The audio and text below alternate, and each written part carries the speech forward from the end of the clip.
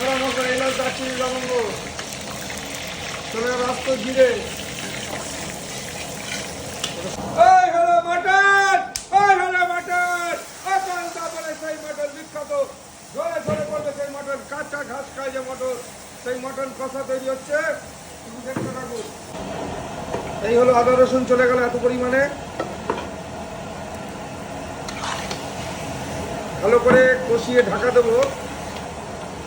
Mutton এখন তারপরে সেই ঝরে ঝরে পড়া মাটন কষা তৈরি হচ্ছে। মাটন কষা, মটন কষা ফুটছে আর পিসগুলো দেখুন পুরো তেলে চুপচুপ করছে। এই হলো মাটন এখন তারপরে সেই বিখ্যাত ঝরে পড়া মাটন, যে খাসি কাঁচা ঘাস খায় সেই ঘাস খাওয়া কি হয় কাঁচা ঘাস। এখন তারপরে মটন দেখুন, হ্যাঁ হ্যাঁ হ্যাঁ।